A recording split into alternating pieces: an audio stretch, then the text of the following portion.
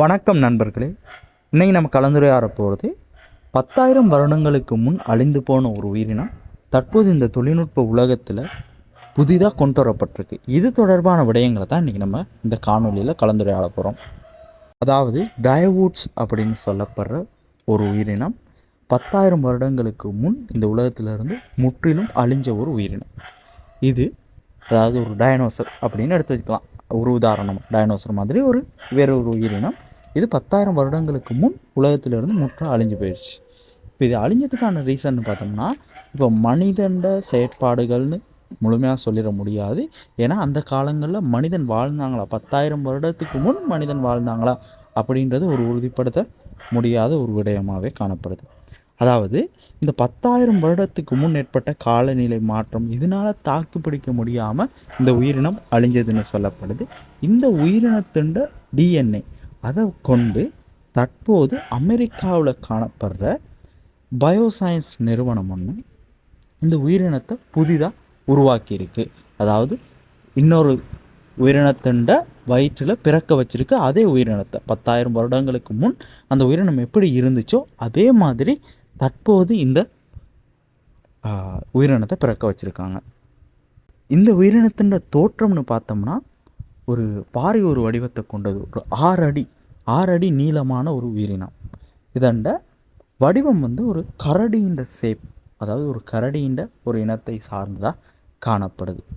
இப்படி இந்த நிறுவனம் அந்த 10,000 வருடங்களுக்கு முன் இயற்கையாக அழிஞ்சு போன ஒரு உயிரினத்தை தற்போது புதுசாக கொண்டு வந்திருக்கிறது தொடர்பாக பல்வேறு விதமான கருத்துக்கள் சமூகத்தில் நிலவிட்டு வருது. அதாவது பலரும் இதுக்கு கருத்து தெரிவிக்கிறாங்க. இப்படி சாதகமாகவும் தெரிவிக்கிறாங்க, பாதகமாகவும் தெரிவிக்கிறாங்க. சிலர் சொல்கிறாங்க எப்படின்னா, அது இயற்கையாகவே அழிஞ்சு போன இந்த உயிரினத்தை எதுக்காக திருப்பி சமூகத்தில் கொண்டு வரணும், அதாவது சூழலுக்கு திருப்பி எதுக்கு நம்ம கொண்டு வரணும், இயற்கையாகவே அழிஞ்சு போன ஒரு உயிரினத்தை திருப்பி எதுக்கு சமூகத்துக்கு சூழலுக்கு கொண்டு வரணும் அப்படின்ற கருத்துக்கள் முன்வைக்கப்படுது. மற்றும் சிலர் சொல்கிறாங்க, அதாவது இந்த நிறுவனங்கள் என்ன கருத்து சொல்லியிருக்குன்னா, இந்த உயிர்கள் இயற்கையிலிருந்து இப்போ அரிய வகையாக அழிஞ்சு போகிற ஒரு உயிரினங்களாக காணப்படுது.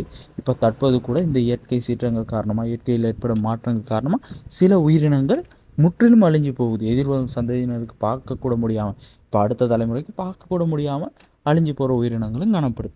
இவ்வாறான உயிரினங்களை பாதுகாக்கணும், இவ்வாறான உயிரினங்களை திருப்பி சூழலுக்கு கொண்டு வரணும், திருப்பி இந்த உலகத்தில் வாழ வைக்கணும் அப்படின்ற ஒரு நோக்கத்துக்காகத்தான் இந்த தொழில்நுட்பம் பயன்படுத்தப்படும்னு கருத்துக்களை சொல்லிட்டு வராங்க.